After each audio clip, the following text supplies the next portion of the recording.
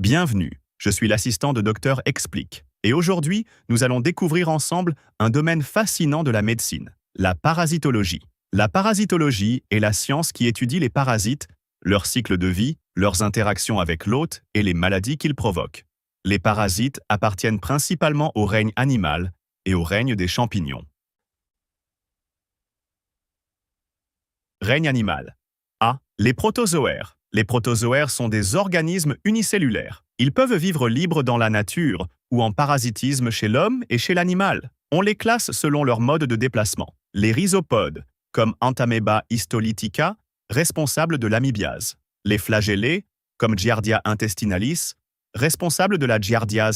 Leishmania, responsable de la leishmaniose. Les ciliés, représentés par Balantidium coli, responsables de la balantidiose. Les sporozoaires, comme Plasmodium, responsables du paludisme. Toxoplasma gondii, responsable de la toxoplasmose. Les métazoaires sont des organismes pluricellulaires. Ils comprennent deux grands groupes. 1. Les helminths, ou vers parasites. Ce sont des vers macroscopiques à l'âge adulte. On distingue deux catégories principales. Les nématodes, appelés aussi vers ronds, comme Ascaris lombricoides, responsables de l'ascaridiose. Enterobius vermicularis, responsable de l'oxyurose. Les platelminths, ou vers plats. Parmi eux, les cestodes, appelés aussi ténia, comme Ténia saginata, Ténia solium et Echinococcus granulosus, responsables de l'idatidose. On trouve aussi les trématodes, ou douves, comme Fasciola hepatica, la douve du foie, et Schistosoma, responsable de la bilharziose. 2. Les arthropodes. Les arthropodes regroupent les ectoparasites et de nombreux vecteurs. Chez les insectes, on retrouve plusieurs espèces d'importance médicale, telles que les poux, les puces et les punaises. Certains insectes sont également des vecteurs de maladies.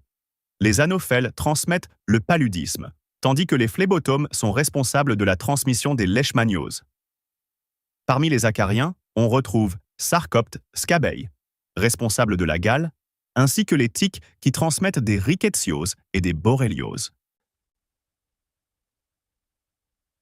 Certains champignons parasitent l'homme et sont donc étudiés en parasitologie.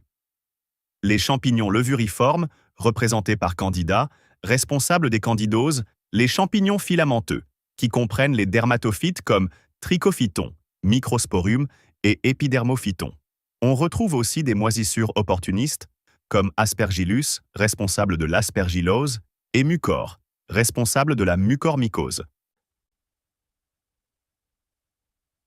En résumé, les parasites sont extrêmement variés, allant des protozoaires microscopiques aux helminths visibles à l'œil nu, sans oublier les arthropodes et certains champignons. Leur étude est essentielle, car chacun d'eux possède un cycle de vie particulier et peut provoquer des maladies allant de simples troubles digestifs à des affections graves comme le paludisme ou la bilharziose.